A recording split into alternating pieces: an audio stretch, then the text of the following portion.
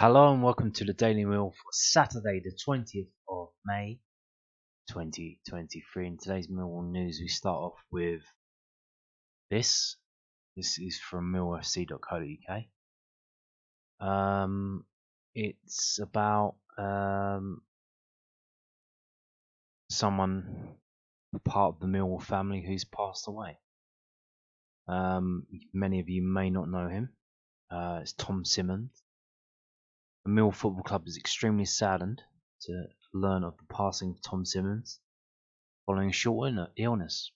Tom, a former company secretary for the Lions, a role he held for a number of years. For 13 years, I think, from 2007 to 2020. He was a chartered accountant by trade. He was company secretary for quite a few companies. One of them was Millwall. He followed the club up and down the country over many years and was an incredibly popular figure behind the scenes in SC16. His enforced absence from matches in recent months because of his illness was felt by everyone, but much to their collective delight, Tom bravely managed to attend his beloved Millwall's victory over Preston North End in April and catch up with all his former colleagues and friends. A terribly sad loss for all connected with the club, the thoughts of everyone at the dinner with his son Martin and the rest of the Simmons family. Rest in peace, Tom. You will be sadly missed. Indeed. Tom Simmons there passed away recently. Moving on to this from londonnewsonline.co.uk. Quality, not quantity, the key transfer requirements for Millwall. Gary Rowett reckons Millwall need to focus on quality, not depth, when it comes to their summer recruitment plans. Football is relentless and there is little time for the Lions to lick the wounds inflicted by seeing their Championship playoff hopes implode on a disastrous final day. Blackburn's 4-3 victory at the Den earlier this month, fighting back from the trailing 3-1 at the break, ensured Rowett's side finished 8th in the final standings.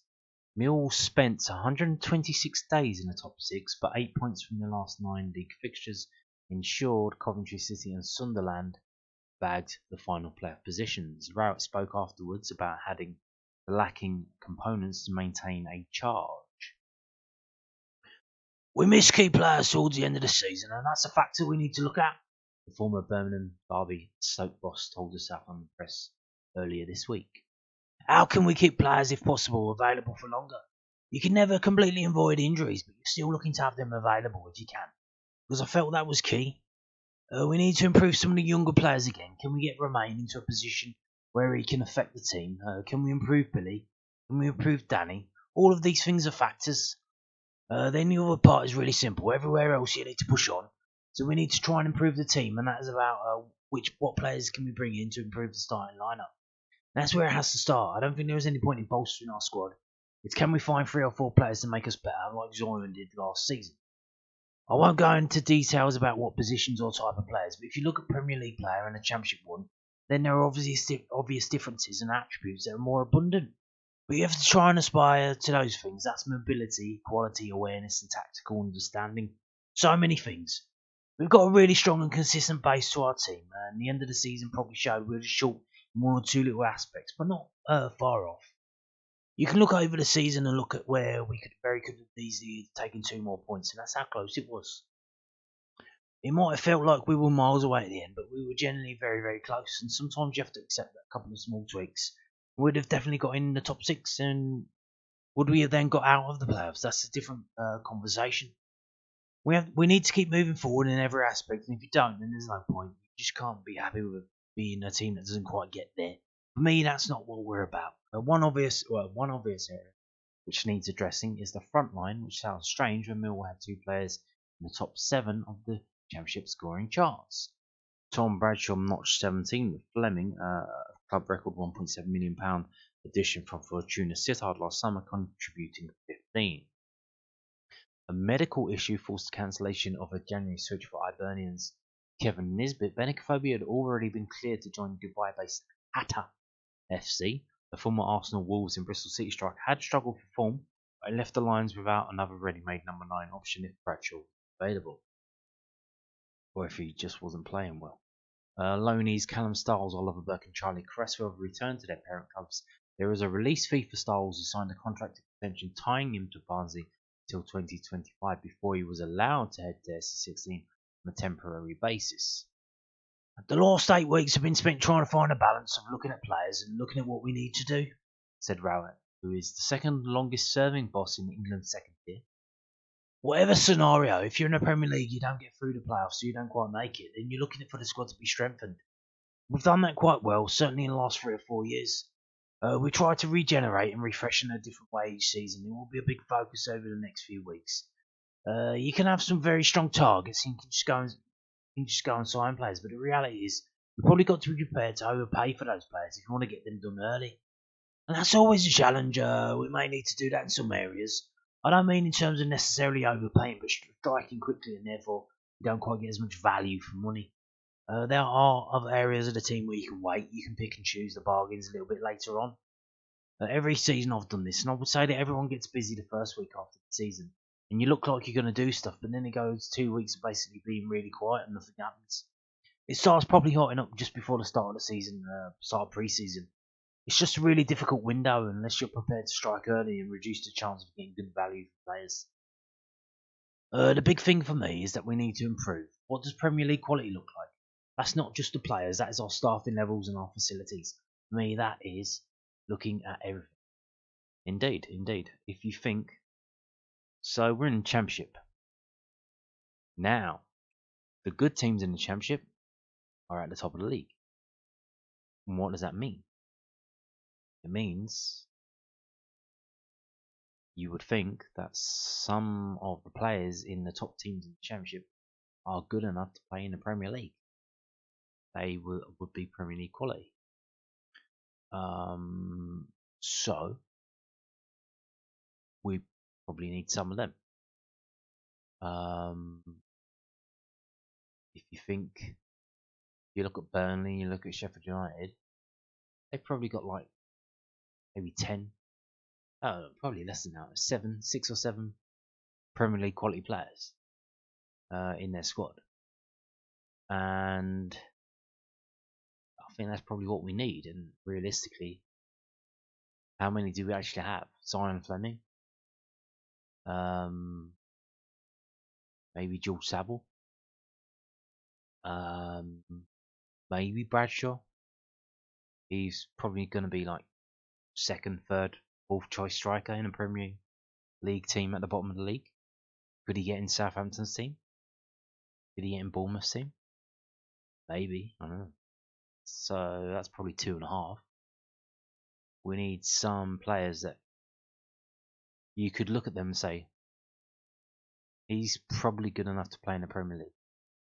And once we've got 6 of them, 7 of them, we're going to rise up to the top. We're going to finish first, second, maybe, or definitely in the playoffs. Once you get 6 of those players, and Charlie Cresswell, certainly one of them.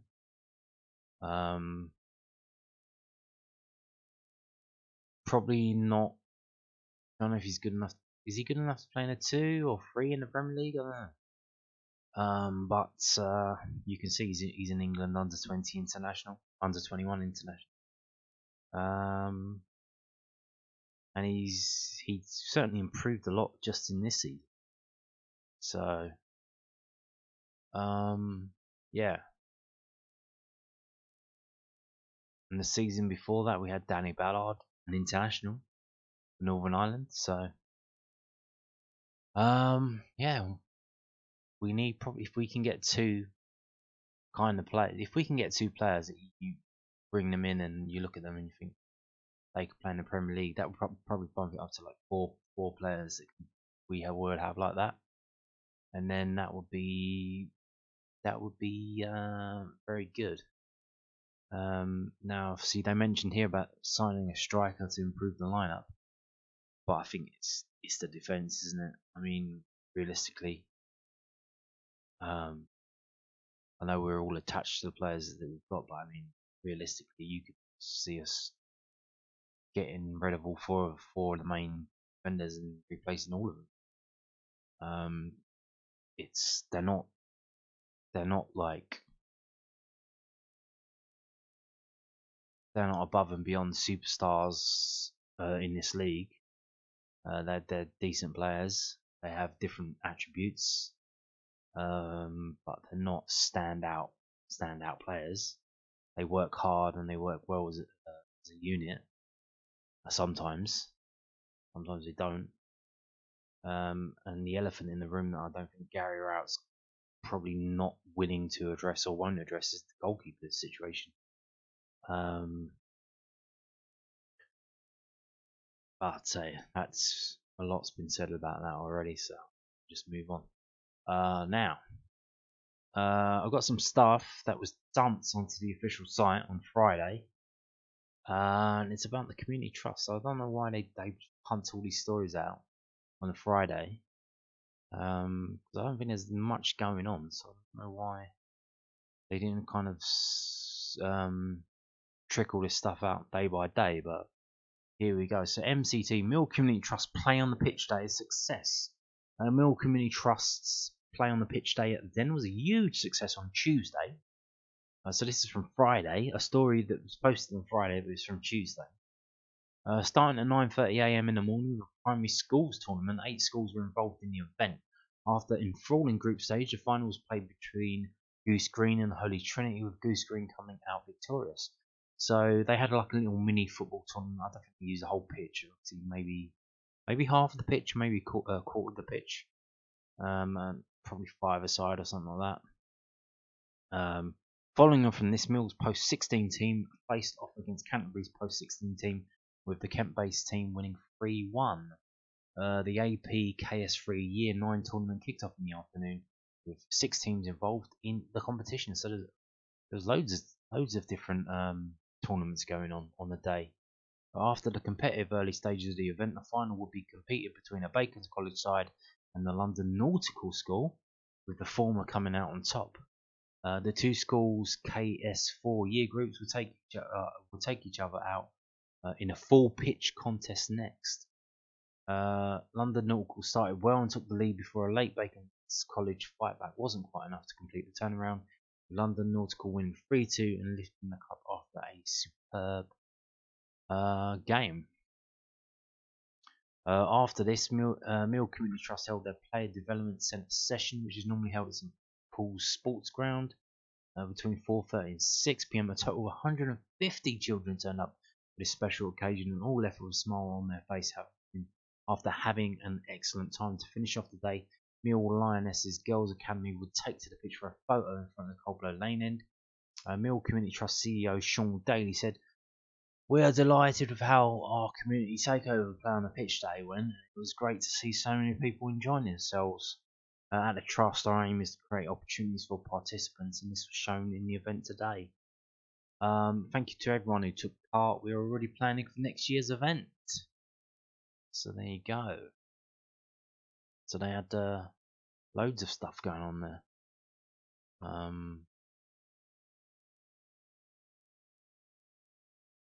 There you go.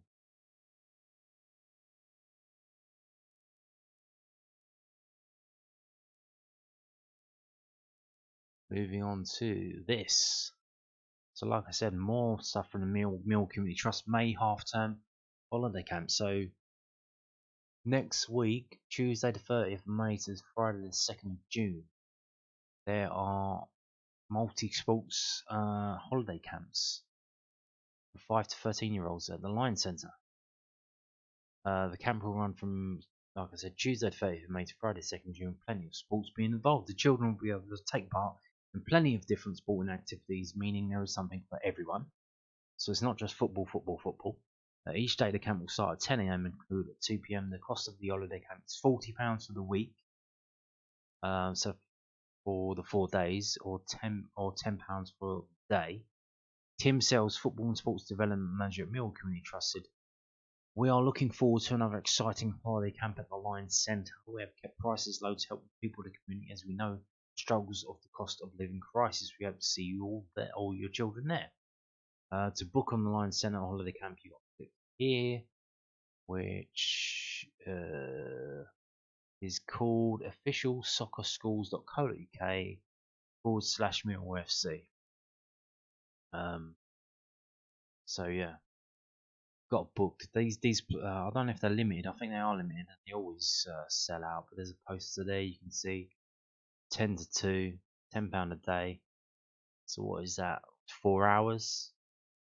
If you want to drop the kids off for 4 hours, get them knackered out, and get them out of your head, get them out of your hair. Half-term camps taking place next to the Millwall at the Lions Centre, I believe he said. Here we go. And this is for football ones. So enjoy football this afternoon with Millwall Community Trust. Millwall Community Trust is hosting a football-specific May half-term holiday camp for 5 to 13-year-olds at St Paul's Sports Ground. The camp, which will run again from Tuesday 30th May to Friday 2nd June, will focus solely on football. The children will be able to take part in training sessions as well as tournaments and learn valuable football skills from MCT's, UEFA and FA qualified coaches. Each day the camp will start at 10 AM and conclude at 2 PM. The cost of the holiday camp is again £40 for the week or just £10 for the day. Tim Sells, Football and Sports Development Manager at Millwall Community Trust, again says, "We are looking forward to another great holiday camp. We have kept our prices low as possible to help people in the community with bills continuing to rise.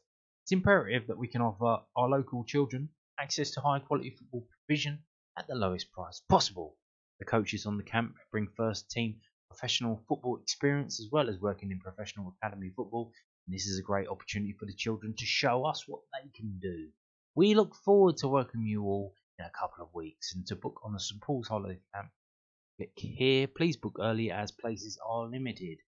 And again, that is officialsoccerschools.co.uk/Millwall FC, and then you go on there and you'll see for yourself. I'm not going to bring it up, but yeah, these do sell out quite quickly. And there's St Paul's. If you don't know what St Paul's is, what is that? What is that? Is that by St Paul's Cathedral? No, that's where Fisher FC's ground is. It's Salter Road. So yeah, it's on Rotherhithe, just down from where it was before when they moved. So yeah, if you go up from close to Rotherhithe Overground Station, and it's on the, what bus is it? 381 and the C10 buses go there. Now, more news here. So, new Junior Lions partner, Archwall. Now, that's not the name of that young man there, Archwall. That's what I thought when I first saw this. No. Introducing Millwall Football Club's newest Junior Lions partner, Archwall. The Arch was started back in 2008 by CEO Fred Flintstone. Oh. Parents can be so cruel when they name their children. It was originally founded under one of the archways at London Bridge, which is where the arch got its name. I don't know. You know the arches under London Bridge. They filled them. They filled them in to make the new station, so they took them away. Disappeared, and they kicked out. Was it the London Dungeons used to be there, and they kicked them out as well. Shame. Since then, the Arch has expanded to 4 sites across London and has introduced thousands to the exciting sport of bouldering. In July 22, the Surrey Quays branch opened its doors for the first time for adults and children alike. It has been enjoyed by many young climbers on instructed lessons or under the guidance of their parents, schools, or themselves. Arch Wall offer after-school sessions for children aged 4 to 8 on Mondays to Fridays, and for children aged 9 to 12 on Tuesdays and Thursdays. These are instructor-led sessions that focus on basic safety, warm-up, and climbing games, as well as general climbing. Parkour! Outside of these sessions, children are able to climb. Those under the age of 12 will need to be supervised by an adult with a ratio of 1 to 2. So anyone aged 12 plus can climb by themselves with a parent or guardian's permission. Archwall are able to offer Junior Lions members a 10% discount on entries, including membership options and visiting with their membership ID alongside those monthly sessions. Under 12s do need to be supervised by an adult at all times at a ratio of 1 adult to 2 under 12s, and can climb Monday to Friday until 5:30 p.m. Weekends and bank holidays until 4 p.m. Children aged 12 plus do not need to be supervised and are not limited by the aforementioned times. So yeah, basically it's like a climbing centre, you know, these climbing walls. That's for kids, I guess. It's run by Fred Flintstone though.